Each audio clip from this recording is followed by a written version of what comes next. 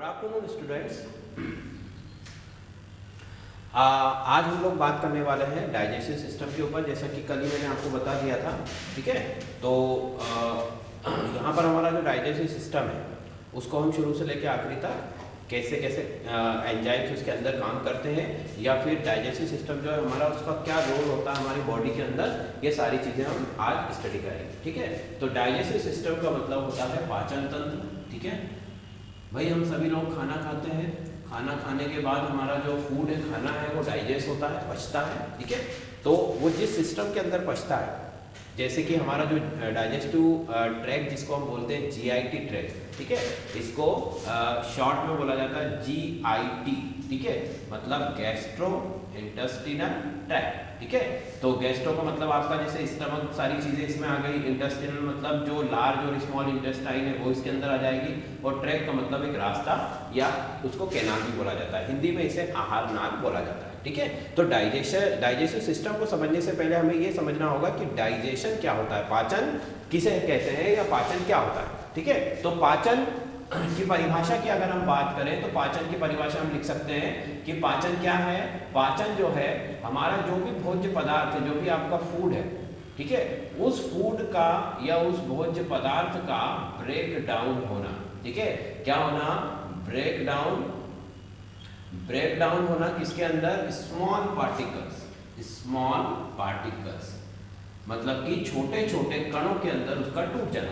भाई, जब हम खाना खाना शुरू करते हैं तो सबसे पहला काम हम क्या करते हैं, दांतों से उसे चबाना शुरू करते हैं। मतलब कि आपका जो फूड का डाइजेशन है वो आपके माउथ से ही स्टार्ट हो जाता है, आपके मुंह से प्रारंभ हो जाता है। ठीक है, जब हम फूड को पचाते हैं, खाना खाते हैं, तो वो छोटे छोटे टुकड़ों में डिवाइड होना शुरू होता है, और लास्ट में जब वो हमारा जो है स्टमक में और आपके इंटेस्टाइन में पहुंचता है, तब तक वो बहुत ज़्यादा स्मॉल पार्टिकल्स में डिसोशिएट हो जाता है। अब स्मॉल पार्टिकल्स में डिसोशिएट होने का क्या मतलब है, क्योंकि यहाँ पर जितने ज़्यादा भोजन जो है वो छोटे छोटे कणों में विभाजित होगा, टूटेगा, उसका जो अवशोषण है, उसका जो एब्जॉर्प्शन है वो आसानी से होगा। मतलब उसमें जो भी आपके पोषक तत्व है, जो भी उसमें आपके विटामिन है, मिनरल्स है, प्रोटीन है, कार्बोहाइड्रेट्स है, जितने भी आपके पोषक तत्व है, वो सबका हमारे हाथों के द्वारा जो है अवशोषण आसानी से होगा। ठीक है, तो इसीलिए होता है ना कि कहा जाता है कि भोजन को अच्छी तरह चबाकर खाना चाहिए, जो भी आपका फूड है उसको चबा कर अच्छे से खाना चाहिए। उसके दो रीजन, एक तो छोटे छोटे पार्ट्स में डिसोशिएट हो गया,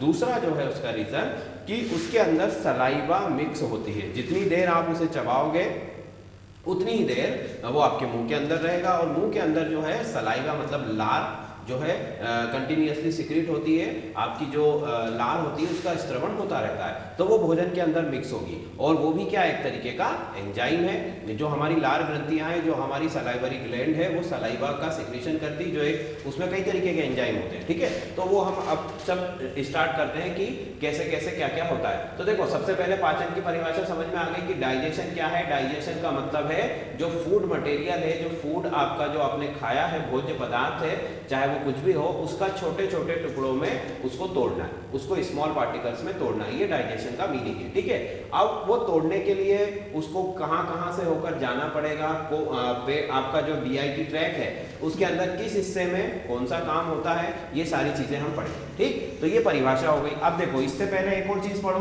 कि जो भोजन हम करते हैं उसके अंदर होता क्या क्या है। ठीक है, तो उसके अंदर मेनली 4 चीजें होती है। पहला तो होता है कार्ब्स, मतलब कि कार्बोहाइड्रेट्स, दूसरा होता है प्रोटीन, ठीक है, तीसरा होता है आपका फैट, और चौथा जो होता है वो आपके विटामिन्स या फिर मिनरल्स। ठीक, ये चीजें होती है। तो ये 4 चीजें मेनली जो है हमारे भोजन में होती है, चाहे हम किसी भी तरीके का फूड का कंजप्शन कर रहे हो, चाहे वेज हो, नॉन वेज हो, फल फ्रूट वगैरह जो भी हो आपका। ठीक है, इन सभी में ये 4 प्रकार की चीजें होती हैं। अब कार्ब्स की अगर हम बात करें, कार्बोहाइड्रेट्स की, तो ये हमें मिल सकता है किन किन चीजों से मिल सकता है, रोटी जो हम खाते हैं उसमें, राइस मतलब चावल में मिल सकता है, या किसी भी तरह का कोई भी जो आपका अनाज जिसको हम कहते हैं, ये सभी कार्बोहाइड्रेट के अच्छे सोर्स होते हैं। इसमें आलू भी हो सकता है, ठीक है, और भी बहुत सारी चीजें होती है। तो कार्बोहाइड्रेट सबसे पहला जो है हमारा भोजन के अंदर पाए जाने वाला पोषक तत्व है। ठीक है, अब इसका काम क्या होता है, कार्बोहाइड्रेट का जो काम है वो होता है एनर्जी देना, ऊर्जा प्रदान करना। दिन भर जो भी हम काम करते हैं, चलते फिरते हैं, बोलते हैं, उठते बैठते हैं, उन सभी के लिए ऊर्जा की आवश्यकता होती है। और इस ऊर्जा की जो आपूर्ति है, इसकी जो फुलफिलिंग है, वो किसके थ्रू होती है? वो कार्बोहाइड्रेट्स के थ्रू होगी। ठीक है, वो सिर्फ आपको एनर्जी प्रोवाइड करने का काम करता है। ठीक, अब प्रोटीन की अगर बात करें, ठीक है, प्रोटीन जो है वो किन किन चीज़ों से मिल सकता है हमें? जैसे मिल्क है, ठीक है, या जो आपकी जितनी भी दालें होती हैं उन सभी में प्रोटीन होता है। और उसके बाद में आप नॉन वेजिटेरियन फूड की तरफ भी जा सकते हैं, तो प्रोटीन इन सब चीज़ों से हमें मिल सकता है। और प्रोटीन का फंक्शन क्या होता है? प्रोटीन का जो फंक्शन है बेसिकली जो होता है बिल्डिंग, मसल बिल्डिंग। ठीक है, मतलब कि मांसपेशियों को बनाना, क्षतिग्रस्त कोशिकाएं हैं, डैमेज सेल्स हैं, उनको बनाना, मसल्स को बनाना। जैसे हम देखते हैं ना कि जिम में जो बॉडी बिल्डिंग करते हैं वो प्रोटीन डाइट ज़्यादा लेते हैं, क्योंकि उनको अपनी मसल्स को ग्रोथ करना है या बढ़ाना है। तो जो भी आपके दिन भर के काम के दौरान, ठीक है, आपके वर्क के ड्यूरेशन में जो भी आपकी डैमेजिंग हो रही है, जो भी आपके शरीर के अंदर टूट फूट हो रही है, ठीक है, ऐसा नहीं कि हाथ टूट गया, पैर टूट गया, मतलब कि माइक्रोस्कोपिक लेवल पर हमारी कोशिकाओं के स्तर पर जो भी डैमेज हो रहा है उसकी जो पूर्ति है, कोशिकाओं की रिपेयरिंग जिसको हम बोलते हैं सेल रिपेयरिंग, वो कौन करता है? वो प्रोटीन करता है। इसीलिए कहा जाता है कि बच्चों को ज़्यादा प्रोटीन देना चाहिए, क्योंकि वो ग्रोथ ईयर में जब होते हैं तो उनको प्रोटीन की ज़्यादा ज़रूरत होती है। फिर फैट भी है जो हमारा, जैसे कि हम ऑयल जो भी लेते हैं, ठीक है, या फिर आपका घी भी हो सकता है, तो इन सब चीज़ों से हमें फैट मिलता है। ठीक, फैट का भी काम होता है एनर्जी प्रोवाइड करना। ठीक, फैट भी जो है आपको एनर्जी देगा, ऊर्जा देगा। तो कार्बोहाइड्रेट भी आपको एनर्जी देता है, फैट भी आपको एनर्जी देता है। दोनों में डिफरेंस क्या होता है कि कार्बोहाइड्रेट जो है वो इनिशियली फटाफट आपको एनर्जी प्रोवाइड करना शुरू कर देगा। ठीक है, जैसे ही आपने रोटी खाई 1 घंटे के बाद, 1.5 घंटे के बाद आपको उससे ऊर्जा मिलना शुरू हो जाएगी। ठीक है, पर जो ऑयली सब्सटेंस है, ठीक है, जो फूड होता है आपका, जैसे कि ऑयल या घी या तली हुई चीजें जो भी हम लेते हैं जिनमें फैट होता है, फैट से एनर्जी निकलेगी, बट फैट से जो एनर्जी है वो बहुत ही लेट निकलती है, मतलब कि उसको डाइजेस्ट करने में आपका जो डीआईजी ट्रैक है उसको ज़्यादा टाइमिंग लगता है। ठीक है, जिसमें 5 से 6 या 7-8 घंटे का भी टाइम लग सकता है। तो कार्बोहाइड्रेट से ऊर्जा जल्दी से मिल जाएगी और फैट से जो ऊर्जा है उसमें थोड़ा टाइम लगेगा। ठीक, फिर अगला है आपके विटामिन और मिनरल्स। विटामिन डी, ए, बी, सी, बहुत सारे विटामिन है। ठीक, इनके ऊपर भी हम एक अलग सेपरेट वीडियो बनाएंगे। और मिनरल्स है, तो इनका काम क्या होता है? ये जो है आपकी बॉडी में डाइजेस्ट नहीं होते पहली बात तो, ठीक, क्योंकि ये ऑलरेडी इनका केवल एब्जॉर्प्शन होता है, शरीर जो है इनका केवल अवशोषण करता है, क्योंकि ऑलरेडी पहले से ही क्या होते हैं, ये तो माइक्रो मॉलिक्यूल से, मतलब सबके सब पहले से ही बहुत छोटे छोटे इनके पार्टिकल्स होते हैं जिनको डाइजेस्ट करने की जरूरत नहीं होती है, बॉडी इनको सीधे एब्जॉर्ब कर लेती है। ठीक, तो जो भी भोजन हम करते हैं उस भोजन में ये 4 चीजें होती है। अब देखो, डाइजेशन में हमको देखना है कि कार्बोहाइड्रेट का पाचन हमारे पाचन तंत्र में कहाँ पर होता है, प्रोटीन का पाचन कहाँ पर होगा, फैट का डाइजेशन कहाँ पर होगा, और इनका तो डाइजेशन होता ही नहीं है। ठीक है, तो अब एक एक करके हम चीज़ों को शुरू करते हैं। तो जीआईटी ट्रैक्ट से हम शुरू करते हैं, शुरू कहाँ से होता है हमारा पाचन तंत्र? हमारा जीआईटी ट्रैक्ट जो है वो शुरू होता है हमारे माउथ से। ठीक है, तो ये हमारा माउथ है, मुंह है। सबसे पहले खाना जो हम खाते हैं उसको चबाना शुरू करते हैं तो उसमें लार मिक्स होना शुरू होती है, जिसको हम सलाइवरी एमाइलेज एंजाइम उसके अंदर होता है। ठीक है, तो सलाइवरी एमाइलेज जो होता है वो उसका सिक्रीशन कहाँ से होता है? तो हमारी बॉडी के अंदर 3 पेयर्स होते हैं, किसके? सलाइवरी ग्लैंड के। ठीक है, ये भी एक सलाइवरी ग्लैंड है जो कान के पास में होती है, जो हमारा ईयर होता है, कान होता है, उसके जस्ट पास में होती है। इसको बोला जाता है पैरोटिड ग्लैंड है। ठीक है, सलाइवरी ग्लैंड। फिर दूसरी है यहाँ पर, जो कि हमारे जबड़ा जो होता है, हमारा जो जॉज होते हैं उनके पीछे होती है, इसका नाम है सबमैंडिबुलर इसका नाम। फिर तीसरी जो ग्लैंड है वो है हमारी टंग के नीचे, और उसका नेम होता है सबलिंगुअल। इन तीनों ग्रंथियों के नाम आपको याद होना चाहिए। अब देखो, पैरोटिड ग्लैंड जो है वो सबसे बड़ी ग्लैंड होती है इन सभी में, फिर उससे छोटी होती है सबमैंडिबुलर, और सबसे छोटी होती है सबलिंगुअल। इन सभी का काम एक ही है। क्या काम है? आपकी सलाइवा का सिक्रीशन करना, लार का जो है स्त्रवण करना।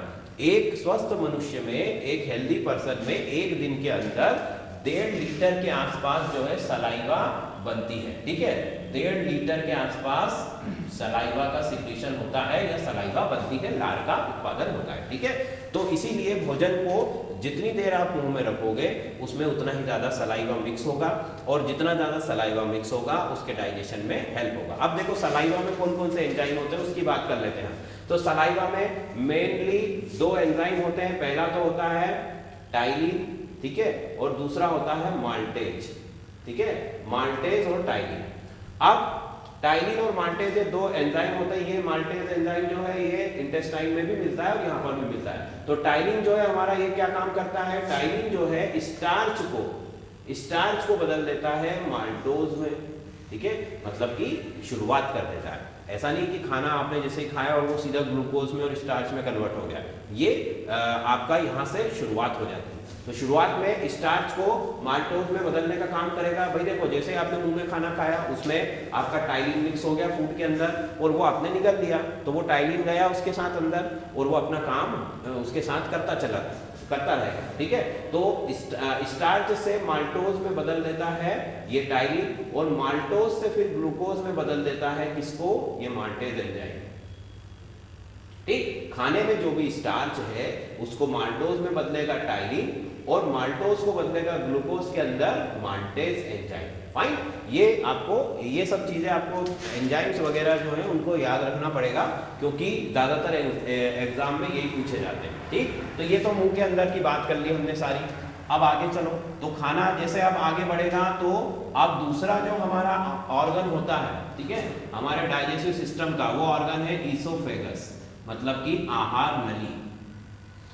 ईसोफेगस मीन्स आहार नाल या आहार नली। ये जो नली होती है इसकी लंबाई जो है 25 सेंटीमीटर के आसपास होती है। ठीक है, एवरेज जो इसकी लेंथ है वो 25 सेंटीमीटर होती है। ठीक, अब इसमें एक विशेष प्रकार की सिलियरी मूवमेंट होती है। ठीक है, सिलियरी मूवमेंट मतलब कि क्रमानुकुंचन की गति होती है। हमने देखा होगा ना कि हमारा जो भोजन है हमने जैसे निगल लिया, खाना खा लिया, और भले ही हम उसके बाद लेट जाएं, ठीक है, या फिर कोई अपना काम करने लगे। देखो, अगर हम इस तरीके से खड़े हैं या बैठे हैं तब तो हम कह सकते हैं कि भाई ग्रेविटी के थ्रू जो है हमारा खाना नीचे की तरफ जा रहा है गुरुत्वाकर्षण बल के कारण। पर जब हम लेट जाते हैं, ठीक है, तब तो ग्रेविटी का वर्क उस पर काम नहीं करेगा।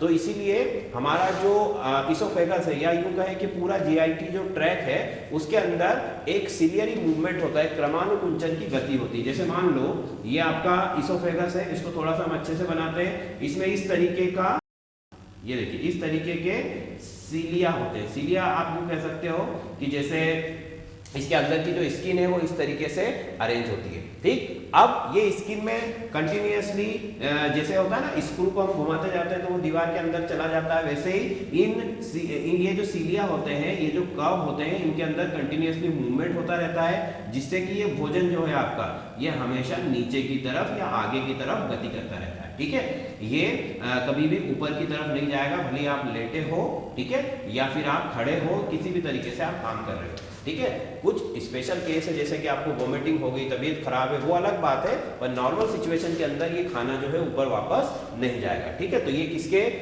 थ्रू होता है, due to ciliary movement of oesophagus. ठीक है, आपकी जो आहार नली है उसमें क्रमानुकुंचन की गति होती है, एक के बाद एक क्रम से कंटिन्यूअस मूवमेंट होता रहता है। ठीक, तो ये हो गया ईसोफेगस। अब ईसोफेगस से यहाँ पर हम देखेंगे कि ईसोफेगस से लेकर या कहें पूरे जीआईटी ट्रैक में ये जो इसकी इनर वॉल है, इसके ऊपर एक लेयर होता है। ठीक है, इसकी इनर वॉल के ऊपर एक लेयर होता है जिसको बोला जाता है म्यूकोसा। ठीक है, म्यूकोसा का लेयर होता है। म्यूकोसा मतलब एक चिपचिपा पदार्थ होता है। अब इसका काम क्या होता है, पहली चीज तो ल्यूब्रिकेशन देना, खाने को फटाफट आगे की तरफ बढ़ाना। ठीक है, क्योंकि अगर फ्रिक्शन होगा अंदर तो खाना जाने में दिक्कत होगी, इसलिए लुब्रिकेशन होता है, चिकना होता है। जैसे ही चिकना चिपचिपा पदार्थ होता है जिससे कि खाना फटाफट आगे की तरफ बढ़ता रहता है। और इसका जो दूसरा फंक्शन होता है वो ये होता है कि ये जो आपकी ईसोफेगस है, ठीक है, या फिर इसके बाद हम जो स्टमक बनाने वाले हैं, ये देखो, ये हमने स्टमक बनाया, स्टमक है हमारा। ठीक है, तो ये जो म्यूकोसा है आपकी, इस म्यूकोसा का काम ये होता है कि ये स्टमक के अंदर भी होती है, पूरी जीआईटी ट्रैक में स्मॉल इंटेस्टाइन से लेकर हर जगह इसकी लेयर आपको मिलेगी। अब इसका काम ये होता है कि जो एंजाइम्स होते हैं इस पूरे ट्रैक के अंदर, ठीक है, जो भी एंजाइम है उसमें कुछ अम्ल भी है, कुछ क्षार भी है, सारी चीजें हैं, क्योंकि खाने को पचाने के लिए जो आवश्यक है, तो वो एंजाइम जो है हमारे जीआईटी ट्रैक को डैमेज ना करे, ठीक है, हमारे जीआईटी ट्रैक को जो है किसी प्रकार का कोई नुकसान ना पहुंचाए, उसके लिए ये लेयर होता है। ठीक, अब ये लेयर क्या करती है, जैसे मान लो आपका जो आमाशय है उसमें HCl है, अम्ल है, तो वो अम्ल तो हमारे पेट को अंदर से जला सकता है, ठीक है, परंतु वो ऐसा नहीं कर पाता है। क्यों? क्योंकि वहां पर अंदर म्यूकोसा का लेयर होता है, एक सुरक्षा आवरण होता है, जिसकी वजह से हमारा जो पेट है, हमारा जो स्टमक है, उसकी जो दीवारें हैं वो उससे सुरक्षित रहती है। और ये पूरे लास्ट तक होता है, ये म्यूकोसा जो है वो लास्ट तक होता है।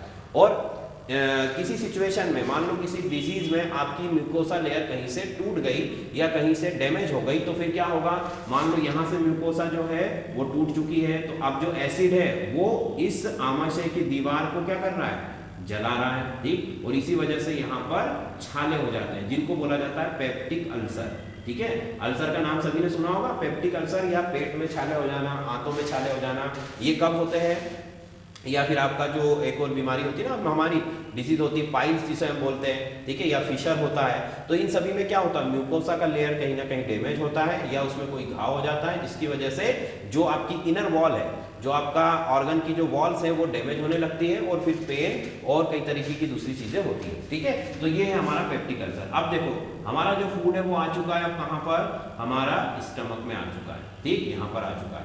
अब स्टमक में जो है गैस्ट्रिक जूस का सिक्रीशन होता है, मतलब हिंदी में इसे बोला जाता है जठर रस।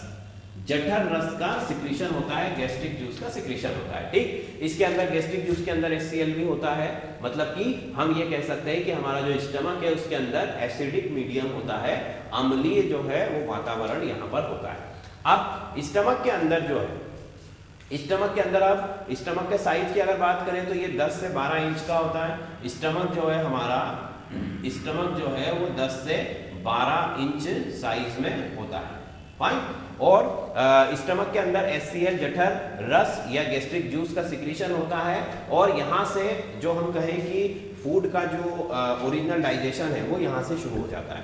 तो वैसे तो मुंह से शुरू हो गया, मुंह से लगा करके छोटी आंत तक, मतलब माउथ से लेकर स्मॉल इंटेस्टाइन तक फूड का डाइजेशन होता है। उसके बाद जो लार्ज इंटेस्टाइन होती है उसके अंदर केवल एब्जॉर्प्शन का काम होता है, अवशोषण का काम होता है। ठीक है, तो ये हो गया हमारा गैस्ट्रिक जूस या जठर रस। अब यहाँ पर क्या होता है, यहाँ पर जनरली इन चीज़ों का मतलब कि आप कहें कि कार्बोहाइड्रेट का पाचन जो है यहाँ से अच्छे से स्टार्ट हो जाता है। फिर आगे की तरफ बढ़े तो यहाँ से जो है हमारी छोटी आंत शुरू होती है।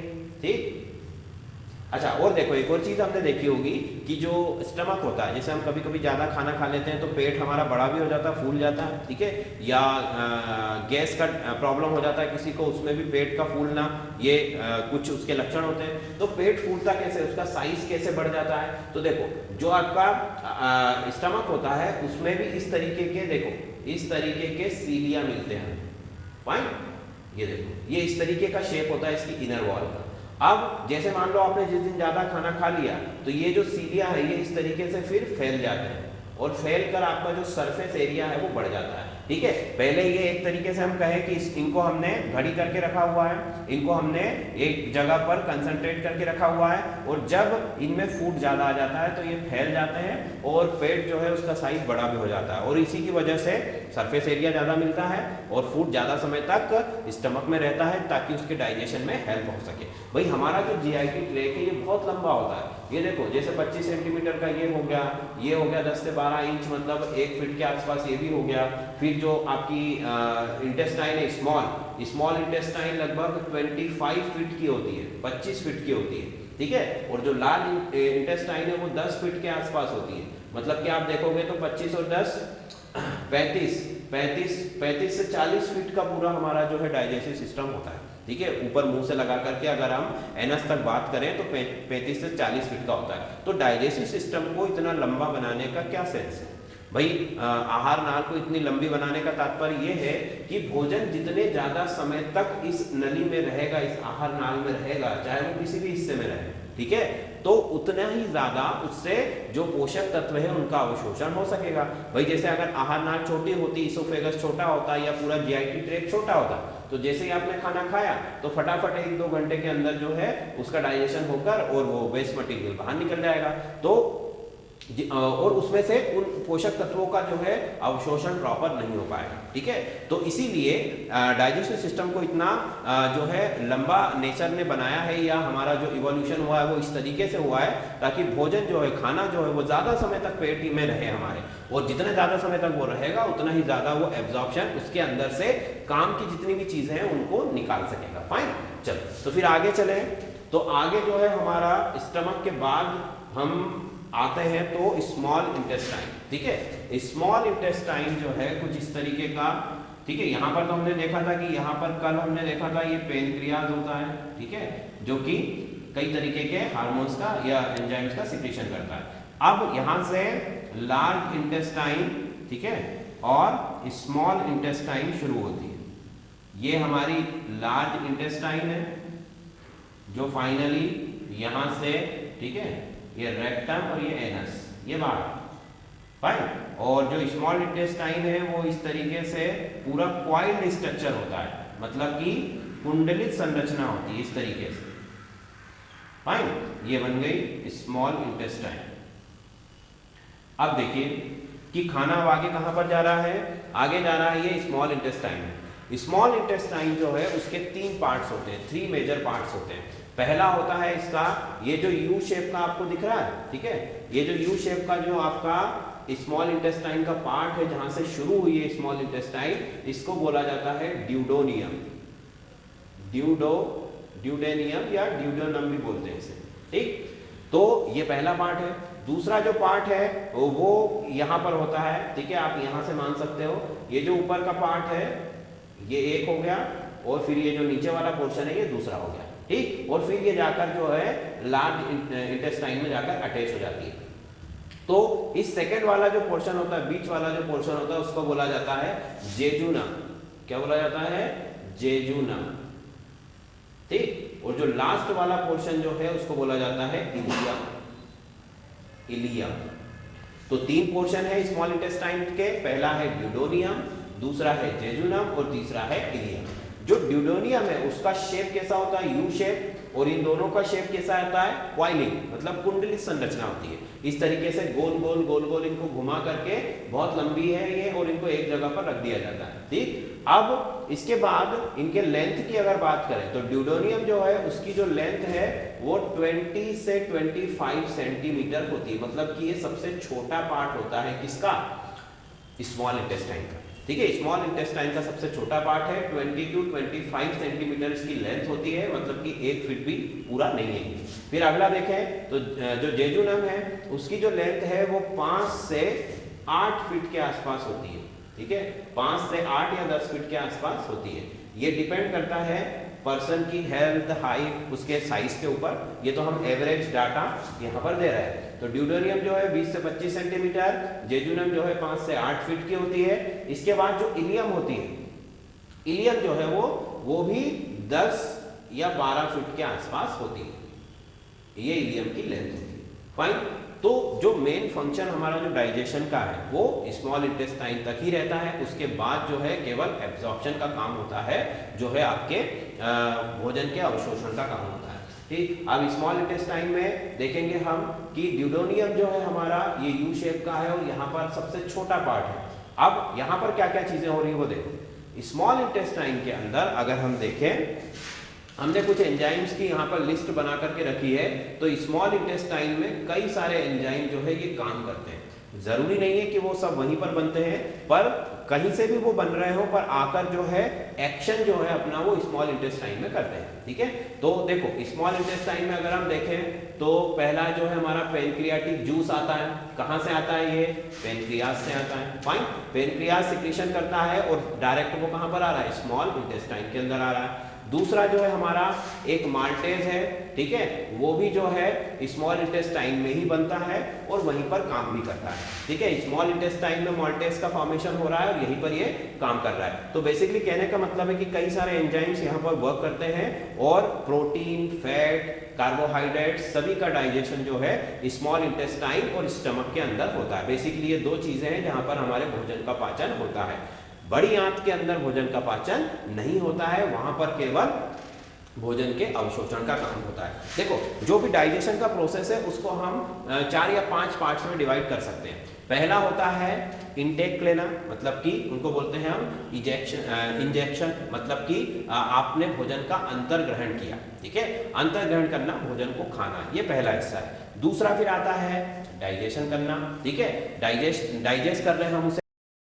तीसरा होता है उसका एब्जॉर्प्शन करना, जो कि यहाँ पर होता है, मतलब कि खाना पचाने के बाद उसका एब्जॉर्प्शन जो है वो बड़ी आंत में होता है।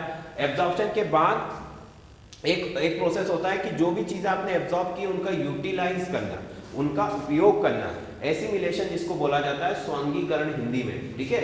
हाँ, ये लिख रखे हैं मैंने, देखो, पहला तो है हमारा इंजेक्शन, मतलब कि इनटेक लेना, अंदर की तरफ खाना खाना। फिर होता है डाइजेशन, मतलब खाना पचाना। फिर होता है एब्जॉर्प्शन, एब्जॉर्प्शन का मतलब है भोजन का अवशोषण करना। अब अवशोषण कैसे होगा वो भी मैं बताऊंगा अभी। फिर चौथा होता है हमारा एसिमिलेशन, मतलब कि स्वांगीकरण। स्वांगीकरण का मतलब है कि जो भी आपने एब्जॉर्प्शन हुआ है या जो भी आपने डाइजेशन के थ्रू न्यूट्रिएंट्स आपको मिले हैं, उन न्यूट्रिएंट्स का, उन भोज्य पदार्थों का जो है उपयोग करना, उन भोज्य पदार्थों का उपयोगी बनाना। फिर अगला होता है इजेक्शन। इजेक्शन का मतलब कि जो व्यर्थ के पदार्थ हैं उनको बाहर निकालना, ठीक है, बाहर निकालना। अब देखो हम कहां तक पहुंचे हैं, हम पहुंच गए स्मॉल इंटेस्टाइन तक। अब स्मॉल इंटेस्टाइन में जो है बेसिकली प्रोटीन और फैट का डाइजेशन होता है। प्रोटीन और फैट का डाइजेशन मैंने आपको बता दिया था कल जब हमने बाइल जूस पढ़ा था, ठीक है।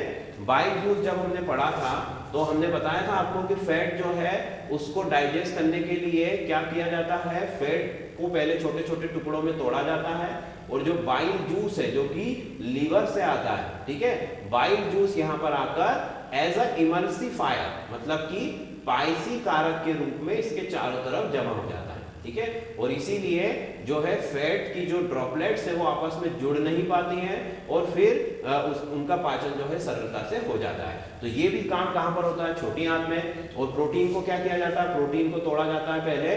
प्रोटीन किससे बना होता है, प्रोटीन जो है वो अमीनो एसिड से बना होता है, ठीक है। अमीनो एसिड को तोड़ा जाता है। अमीनो एसिड को तोड़ करके जो है अलग अलग कर दिया जाता है, उसके अमाइन ग्रुप और एसिड ग्रुप जो भी उसके सबको उसको तोड़ दिया जाता है, ठीक है। मतलब कि ये प्रोटीन की स्मॉलेस्ट यूनिट है और फिर इसके बाद जो है इसका एब्जॉर्प्शन कर लिया जाता है और अगर रिक्वायरमेंट होती है तो इसको भी डिसोशिएट कर सकती है बॉडी, ठीक। तो ये जो बेसिकली जो हमारा स्मॉल इंटेस्टाइन है इसके अंदर जो है ये सारी चीजें होती है, डाइजेशन का काम होता है। तो कंटिन्यूअसली देखो, जैसे कि किसी फैक्ट्री में असेंबली लाइन होती है, एक तरफ से प्रोडक्ट चलना शुरू होता है, जब तक फिनिशिंग नहीं होता तब तक वो रुकता नहीं है, चलता ही रहता है। वैसे ही यहाँ पर भी हमारा जो फूड है जैसे ही यहाँ से शुरू हुआ वैसे ही लास्ट तक ये चलता ही रहेगा और लास्ट में जाकर के जो है जब तक इसका जो वेस्ट मटेरियल है बाहर नहीं निकलता है। फाइन, चलिए फिर आगे चलते हैं हम छोटी आंत के बाद अब बड़ी आंत की तरफ चले। तो बड़ी आंत जो होती है हमारी लार्ज इंटेस्टाइन जो होती है, लार्ज इंटेस्टाइन की जो लेंथ है वो कितनी होती है, वो भी जो है 3 या 4 मीटर के आसपास होती है, ठीक। 3 या 4 मीटर, 3 या 4 मीटर मतलब अगर फीट में देखें तो 10 से 12-13 फीट की होती है, ठीक। ये हमारे लार्ज इंटेस्टाइन का साइज होता है और इसका बेसिक फंक्शन क्या होता है, भोजन को एब्जॉर्ब करना, भोजन के जो पोषक तत्व है उनको एब्जॉर्ब करना या उनका अवशोषण करना, ठीक। अब लार्ज इंटेस्टाइन जो है हमारी, लार्ज इंटेस्टाइन में एक ऑर्गन और होता है यहां पर, इसको बोला जाता है अपेंडिक्स। अपेंडिक्स का नाम सबने सुना होगा, अपेंडिक्स का ऑपरेशन भी होता है कुछ लोगों का, ठीक है। तो अपेंडिक्स जो है वो लार्ज इंटेस्टाइन में एक इस तरीके का बाहर जो है हमारे यहाँ पर जो हमारी छोटी आंतें हैं, ठीक है, यहाँ पर इस तरीके से वो ऑर्गन होता है, ये अपेंडिक्स होता है। इस अपेंडिक्स का काम क्या है? पहली चीज तो अपेंडिक्स का आज की हमारी जो ह्यूमन बॉडी है उसमें कोई फंक्शन नहीं है, ये एक फॉसिल ऑर्गन है, मतलब कि अवशेषी अंग है। ठीक है, जब कई साल पहले या लाखों साल पहले जब ह्यूमन बीइंग जो है जंगलों में रहता था आदि मानव की तरह, या शुरू में जब उसने पेड़ों से उतरकर रहना शुरू किया था, तब वो जो है सभी चीजें, जैसे कि जानवर घास खाते हैं तो वो भी पेड़ के पत्ते, घास, जो भी चीज उसको मिल जाती थी वो सब खाता था। ठीक है, मतलब ह्यूमन बीइंग उन सभी का कंजप्शन करता था। तो उन सभी में क्या होता है? सेल्यूलोज होता है। तो सेल्यूलोज के डाइजेशन के लिए जो एंजाइम्स होते हैं वो जो है ये अपेंडिक्स बनाता था पहले, पर अब चूंकि जैसे जैसे इवोल्यूशन होता गया, मनुष्य का विकास होता गया, तो वो घास या पेड़ पत्ते खाने की बजाय अब जो है अच्छी चीजें खाने लगा, फ्रूट्स खाने लगा, ठीक है, या फिर फसलें लगाकर उनको पकाकर खाने लगा, नॉनवेज खाने लगा, जो भी चीजें। तो अब सेल्यूलोज के डाइजेशन की यहाँ पर हमारी बॉडी को कोई रिक्वायरमेंट नहीं होती, क्योंकि सेल्यूलोज हम खाते ही नहीं। और सेल्यूलोज जब हमने खाना बंद किया तो कई सालों में, लाखों सालों में जो अपेंडिक्स है उसने अपना काम करना बंद कर दिया, क्योंकि हमने देखा है कि कोई भी ऑर्गन जो है ज्यादा समय तक अगर इनएक्टिव रहेगा तो इनएक्टिव रहने से वो जो ऑर्गन जो भी काम करता है वो काम करना बंद कर देता है, चाहे वो हार्मोन्स का सिक्रीशन कर रहा हो या किसी तरह की कोई सेल बना रहा हो, तो वहां पर जो है उसका जो वर्क है वो इफेक्टिव होता है अगर वो लगातार कई सालों तक जो है काम ना करे। तो वैसे ही अपेंडिक्स ने धीरे धीरे अपना फंक्शन बंद किया, और बंद करने के साथ साथ वो एक अवशेषी अंग बनकर रह गया, आपका जो है फॉसिल ऑर्गन बनकर रह गया। ठीक, आज की डेट में इसका कोई फंक्शन नहीं है हमारे डाइजेस्टिव सिस्टम के अंदर। ठीक, बस होता यह है कि अपेंडिक्स जो है जनरली हम बोलते हैं ना कि अपेंडिक्स बढ़ गया, इसका ऑपरेशन करना पड़ेगा। तो होता क्या है कि हमारी यहाँ पर कुछ डिस्टर्बेंस की वजह से ये जो अपेंडिक्स है ये हमारी छोटी आंत में चुभने लगता है। ठीक है, या तो जैसे होता है ना कि किसी का वेट बढ़ जाता है तो इंटेस्टाइन भी जो है जनरली फैलने लगती है, मोटे लोगों में ज्यादातर ये प्रॉब्लम होती है। तो जब इंटेस्टाइन जो है इस अपेंडिक्स को टच करने लगती है, ठीक है, तब यहाँ पर पेन शुरू हो जाता है, और फिर फाइनली अगर ये ठीक नहीं होता है ट्रीटमेंट से तो इसको ऑपरेशन के थ्रू काट कर निकाल दिया जाता है। ठीक है, क्योंकि चूंकि ये कोई भी एंजाइम या किसी भी तरह का कोई भी हार्मोन का सिक्रीशन नहीं करता है, ये केवल एक अवशेषी अंग है। तो ये बड़ी आंत। अब बड़ी आंत में देखो, जो भी आपने छोटी आंत ने, जो स्मॉल इंटेस्टाइन ने हमारा जो फूड का डाइजेशन किया, उसका जो है एब्जॉर्प्शन यहाँ से शुरू हो गया। ठीक है, यहाँ से एब्जॉर्प्शन होते होते, और ये सारा जो भी एब्जॉर्ब हो रहा है वो सीधे कहाँ पर जा रहा है? वो सीधे ब्लड में जा रहा है। ठीक है, तो ब्लड जो होता है, जब भी हम खाना खाते हैं तो बोला जाता है ना कि खाने के तुरंत बाद कोई भी हेवी वर्क नहीं करना चाहिए। ठीक है, ऐसा क्यों बोला जाता है? क्योंकि उस समय पर भाई आप हेवी वर्क करोगे तो क्या होगा? आपको थकान होगी, और थकान होगी तो उसे दूर करने के लिए आपकी जो बॉडी है वो ब्लड का पंप उस ऑर्गन की तरफ करेगी। मान लो अगर आपने रनिंग किया तो आपके पैरों में ब्लड का सर्कुलेशन बढ़ेगा। ठीक है, मतलब वहां पर ज्यादा ऑक्सीजन को पहुंचाया जाएगा। अब अगर आपने खाना खाकर रनिंग की तो अब ब्लड की जरूरत दोनों तरफ है, पेट के आसपास भी पूरा जो है ब्लड वो जमा हो जाता है खाने के तुरंत बाद पेट के चारों तरफ पूरा ब्लड जो है जमा होना शुरू होने लगता है। और इसीलिए अगर आप उस समय पर कोई हेवी वर्क करते हो तो ब्लड का सर्कुलेशन दूसरी जगह पर करना पड़ेगा, जो कि आपके डाइजेशन के लिए अच्छा नहीं होगा। इसीलिए खाने के तुरंत बाद कोई हेवी वर्क नहीं करना चाहिए। फाइन, चलो, तो अब ब्लड जो है हमारा जो भी आते हैं और जो भी आपका जो सिस्टम है डाइजेस्टिव सिस्टम, उसके चारों तरफ आकर के जमा होने लगता है, और उसके बाद में जो भी आपका जो न्यूट्रिशन वैल्यू है, यहाँ पर जो भी भोज्य पदार्थ बना है वो सब किस फॉर्म में बनता है? लिक्विड होता है वो सब। ठीक है, आपने जैसे कोई भी खाना खाया, ठीक है, उसको तोड़ा गया छोटे छोटे टुकड़ों में पहले, और वो इतना स्मॉल हो गया है कि उसका एक तरीके से हमने लिक्विड बना दिया है या उसका सॉल्यूशन बना दिया है। अब इस सॉल्यूशन को, इस लिक्विड को, ठीक है, डायरेक्ट जो है हमारे ब्लड के अंदर डाल दिया जाता है। भाई बोला जाता है ना कि जो बीमार होता है उसको लिक्विड चीजें दी जाती खाने के लिए, जैसे कि दाल में दलिया मिलाकर उसको पिला दिया जाता है, या फिर ऐसा कोई भी फूड उसको दिया जाता है, जूस वगैरह, जो कि लिक्विड फॉर्म में हो। क्यों? क्योंकि बॉडी में आफ्टर ऑल वो जाकर क्या बनना है? लिक्विड ही बनना है, और वो आसानी से, इसीलिए पेशेंट का डाइजेशन उस समय वीक होता है, उसमें एनर्जी नहीं होती फूड को डाइजेस्ट करने की, इसीलिए उसको लिक्विड फूड दिया जाता है, ताकि वो जैसे ही उसको खाए तो सीधा उसका एब्जॉर्प्शन हो जाए, बॉडी को उसको पचाने के लिए कोई मेहनत ना करनी पड़े। ठीक है, चलो, अच्छा, फिर एक और क्वेश्चन ये आता है कि भाई जब लिक्विड फूड खाने से ही हमको एनर्जी मिल सकती है तो फिर हम सॉलिड फूड क्यों खाते हैं? भाई फाइनली अंदर जाकर के जो है सबको लिक्विड ही बनना है, तो हम लिक्विड डाइट क्यों नहीं लेते हैं भाई? बच्चा जब तक छोटा होता है उसको दूध पिलाया जाता है, लिक्विड चीज़ें दी जाती है, पर जैसे ही वो बड़ा होता है तो डॉक्टर प्रिफर करता है कि भाई इसको आप सॉलिड फूड देना शुरू करो। तो देखो सॉलिड फूड देने का मतलब ये होता है कि जब तक आप सॉलिड फूड नहीं खाओगे तो आपका डाइजेस्टिव सिस्टम जो है वर्क नहीं करेगा, और आपकी बॉडी का जो भी ऑर्गन से आप जितना ज़्यादा काम लेते हो वो ऑर्गन उतना स्ट्रांग होता है। ठीक है, हमने देखा होगा ना कि जनरली जो लोग सीधे हाथ से काम करते हैं, जो राइट हैंडेड होते हैं उनका राइट हैंड ज़्यादा स्ट्रांग होता है। ठीक है, मतलब उनको ऐसा फील होता है। तो और जैसे मसल बिल्डिंग हमने करनी है, ठीक है, तो मसल बिल्डिंग अगर आप करते हो तो जिस भी मसल्स के लिए आप वर्कआउट करते हो वो मसल्स आपकी बड़ी होने लगती है, चाहे वो बाइसेप हो, ट्राइसेप हो, जो भी हो। तो वैसे ही अगर सॉलिड फूड आपने नहीं खाया तो डाइजेस्टिव सिस्टम वर्क नहीं करेगा, और अगर ये वर्क नहीं करेगा तो फिर क्या होगा, वो वीक होना शुरू हो जाएगा, और वीक होना शुरू हो गया तो फिर इन फ्यूचर अगर आपने कोई बाहर का खाना खा लिया थोड़ा सा भी, तो फिर आपको बहुत ज़्यादा प्रॉब्लम होने लगेगी। इसीलिए सॉलिड फूड का अपना इंपॉर्टेंस अलग होता है। तो सॉलिड फूड भाई जो आपका जो पूरा पाचन तंत्र है जितना ज़्यादा काम करेगा उतना ज़्यादा स्ट्रांग बनेगा। तो आप देखो ये जो आपका पूरा जो पोषक तत्व से भरा हुआ जो भी द्रव है या लिक्विड है, वो कहाँ पर आ रहा है, ब्लड के अंदर आ रहा है। ब्लड के अंदर इसका क्या हो रहा है, डिफ्यूजन हो रहा है। हम कह सकते हैं कि ब्लड के अंदर ये जा रहा है। कैसे जाता है वो देखो, यहाँ पर ब्लड के अंदर कोई भी ऐसा तो है नहीं, ये ब्लड वेसल जा रही है मान लो, और ये छोटी आंत की दीवार है, ठीक है, ये छोटी आंत की दीवार है हमारी और ये ब्लड वेसल है। अब यहाँ पर कोई होल तो है नहीं कि यहाँ से लिक्विड निकल कर कहाँ चला गया, इधर चला गया। ये सब जो होता है ये पोटेंशियल डिफरेंस की वजह से होता है या कंसंट्रेशन डिफरेंस की वजह से होता है। भाई यहाँ पर जो है उस लिक्विड का कंसंट्रेशन कैसा है, सांद्रता ज्यादा है, और ब्लड के अंदर उस लिक्विड का कंसंट्रेशन कम है।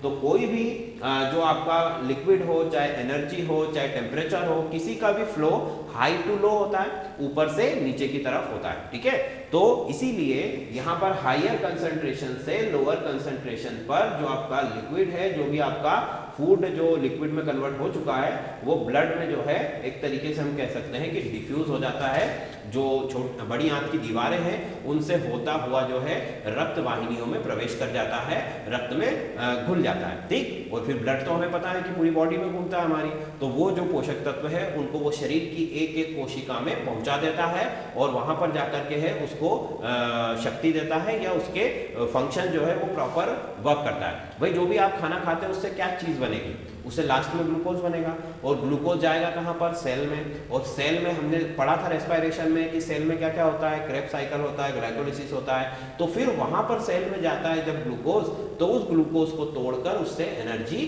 निकाल ली जाती है। ठीक है, वो ग्लूकोज फाइनली यहाँ से बन के जाएगा, ग्लूकोज का जो भी लिक्विड फॉर्म है, और वो ग्लूकोज जब भी सेल में पहुंचेगा वहां पर उस ग्लूकोज को ब्रेक डाउन करके अलग अलग तरीकों से, और वहां से उससे एनर्जी निकाल ली जाती है, और वो एनर्जी का यूज सेल अपने फंक्शन को क्रिएट करने में करती है। इसके अलावा सेल जैसे कि आपका जो कोशिकाएं बनती हैं वो भी सब खाने जो भी आप खाना खाओगे उससे जो एनर्जी मिलेगी उसी से बनेगी। ठीक है, वो सारे फंक्शन भी करेगी। फिर डाइजेस्टिव सिस्टम जो काम कर रहा है वो भी एनर्जी की उसे भी, तो उसको भी एनर्जी कहाँ से मिलेगी, इसी खाने से मिलेगी। कहने का मतलब कि डाइजेस्टिव सिस्टम में खाना पचा और उससे ऊर्जा, उससे ग्लूकोज बनाया, और उस ग्लूकोज उस ऊर्जा का उपयोग शरीर के सारे कामों को करने में होगा। ठीक है, जिसमें डाइजेशन सिस्टम भी शामिल है। फाइन, चलिए तो फिर आगे चले। तो यहाँ पर लास्ट में आपका जो लार्ज इंटेस्टाइन है उसके लास्ट का 10 से 12 सेंटीमीटर का जो हिस्सा है उसे बोला जाता है एनस। ठीक है, 10 से 12 सेंटीमीटर का जो हिस्सा है उसे बोला जाता है एनस, और उसके ऊपर का जो 15 से 20 सेंटीमीटर का हिस्सा होता है उसको बोला जाता है रेक्टम, मतलब मलाशय।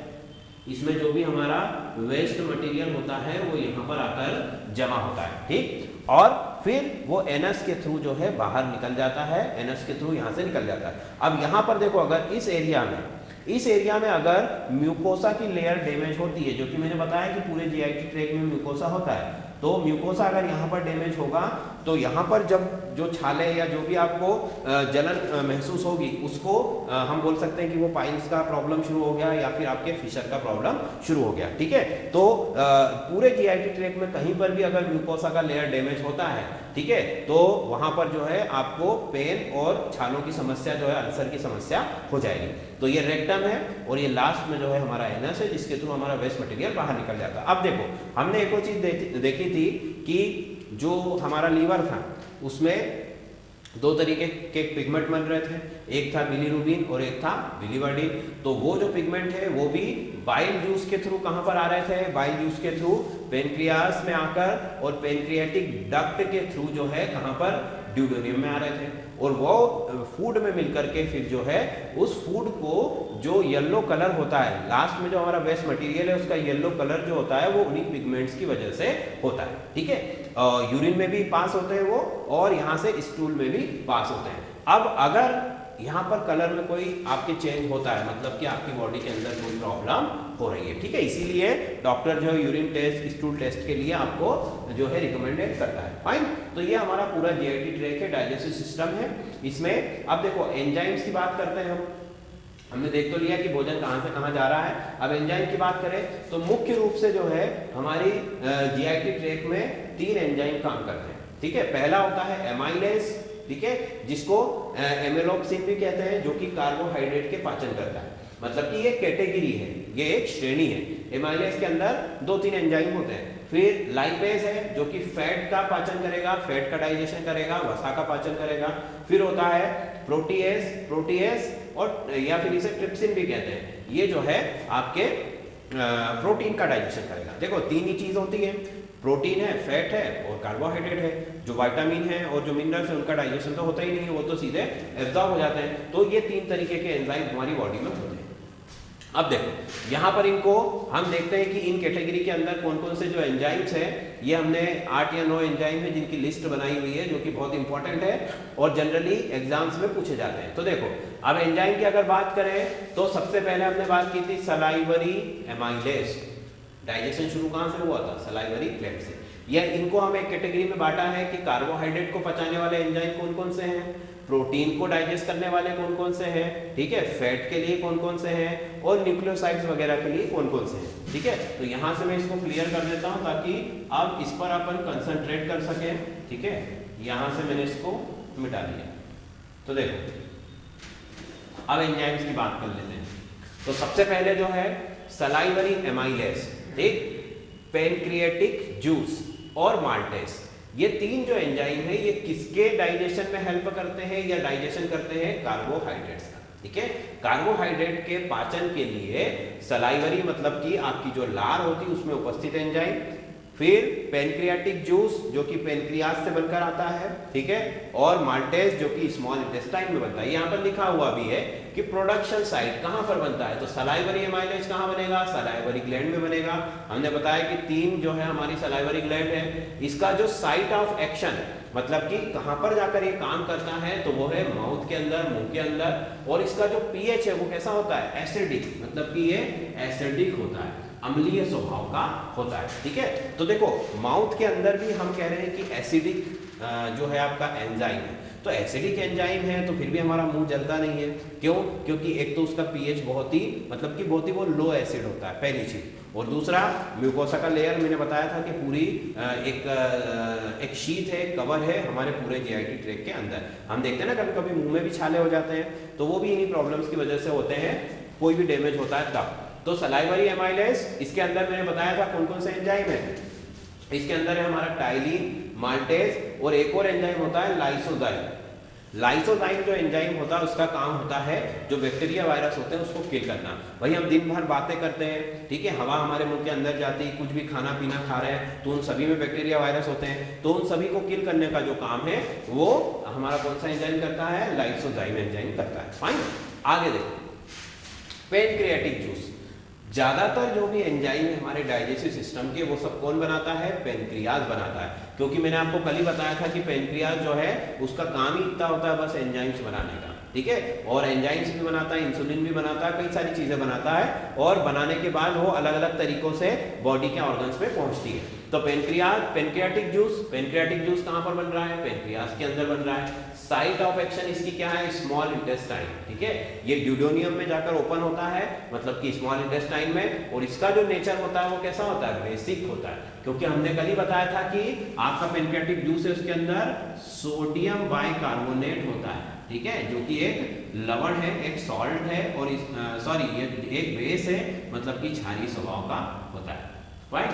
अगला देखो माल्टेज, ये स्मॉल इंटेस्टाइन में छोटी आंत में बनता है और काम भी वहीं पर करता है, ठीक। तो ये जो तीनों एंजाइम है हमारे, ये किसके डाइजेशन पे हेल्प करेंगे? कार्बोहाइड्रेट के पाचन में मदद करेंगे, फाइन।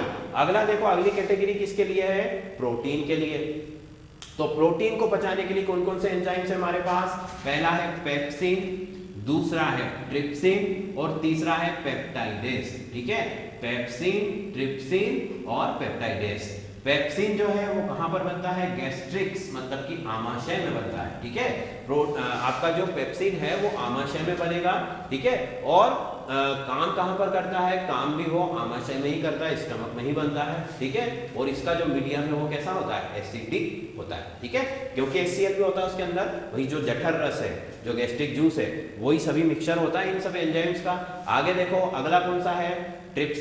ट्रिप्सिन, ये भी प्रोटीन के डाइजेशन में हेल्प करता है। कहां से आता है? पेनक्रियास से आता है, ठीक है। और काम कहां पर जाकर करता है? स्मॉल इंटेस्टाइन, ठीक। स्मॉल इंटेस्टाइन में करेगा। नेचर किसका? इसका बेसिक। तो अगर देखो कि एक पेप्सिन और एक सलाइवरी एमाइलेज, ये दो ही जो है वो एसिडिक नेचर के हैं, बाकी सब बेसिक नेचर के, तो याद करने में कोई ज्यादा प्रॉब्लम नहीं होगी। अगर साइट ऑफ एक्शन की बात करें तो जो है यहाँ पर सलाइवरी एमाइलेज माउथ में काम कर रहा है और पेप्सिन जो है वो स्टमक में काम कर रहा है, बाकी सब कहाँ काम कर रहे हैं? स्मॉल इंटेस्टाइन में काम कर रहे हैं, तो यहाँ पर भी कोई प्रॉब्लम नहीं होगी। तो पेप्सिन, ट्रिप्सिन, पेप्टाइडेस, फाइन। अब अगला है जो किसका डाइजेशन करता है? न्यूक्लियोटाइड का। न्यूक्लियोटाइड क्या होते हैं? मैंने बताया था जब DNA RNA पढ़ाया था कि जो बेस होती हैं उनके कुछ कोड्स होते हैं, उनको हम न्यूक्लियोटाइड कहते हैं। मतलब कि सीधा सा मतलब आप ये समझ सकते हो कि DNA और RNA की बात कर रहे हैं। तो न्यूक्लियस और न्यूक्लियोसाइडेस, भाई जो भी खाना हम खाते हैं वो भी तो ऑर्गेनिक होता है, मतलब कि एक तरीके से उनमें भी सेल्स होती हैं, उनमें भी DNA होता है, RNA सब होता है। तो उनके डाइजेशन के लिए जो है वो हमारे कौन कौन से एंजाइम काम करते हैं? न्यूक्लियस और न्यूक्लियोसाइडेस, ठीक है। और ये दोनों भी कहाँ पर बनते हैं? पेनक्रियास के अंदर बनते हैं, ठीक। और काम कहाँ पर आकर करते हैं? छोटी आंत में, स्मॉल इंटेस्टाइन में। नेचर कैसा होता है? बेसिक नेचर होता है, राइट। और लास्ट जो है हमारा लाइपेज तो मैं बता ही चुका हूं कि लिपिड मतलब कि फैट के डाइजेशन में हेल्प करता है। बनाने का काम कौन करेगा? पेनक्रियास करेगा, ठीक है। काम कहां पर करेगा? स्मॉल इंटेस्टाइन में। और उसका पीएच भी कैसा होता है? बेसिक नेचर का होता है, फाइन। तो ये डाइजेस्टिव सिस्टम में काम आने वाले कुछ एंजाइम्स थे। और ये जो एंजाइम है ये तो एक तरीके से हमने 7-8 एंजाइम ही लिखे हैं यहाँ पर, और भी बहुत सारे होते हैं, पर वो ज़्यादा डीप में जाने के लिए हमें उतनी अभी आवश्यकता नहीं है, ठीक है। तो हमारा जो सिलेबस है इसके अकॉर्डिंग जो है इतना मटेरियल इनफ है, और सारी एनाटॉमी भी मैंने आपको बता ही दी है। और उनकी जो बेसिक आपको चीज़ें याद रखने वाली क्या क्या है कि जैसे आपने लेंथ याद रखी, कितना बड़ा होता है, ठीक है। आपका ड्यूडेनियम के कितने पार्ट होते हैं, उनकी लंबाई कितनी है, ठीक। उसके बाद में एंजाइम्स वहाँ पर कौन कौन से काम करते हैं, ये सारी चीज़ें हमको याद रखनी है, ठीक है। तो ये स्टूडेंट्स आपका जो है डाइजेस्टिव सिस्टम हमने पूरा कवर कर लिया।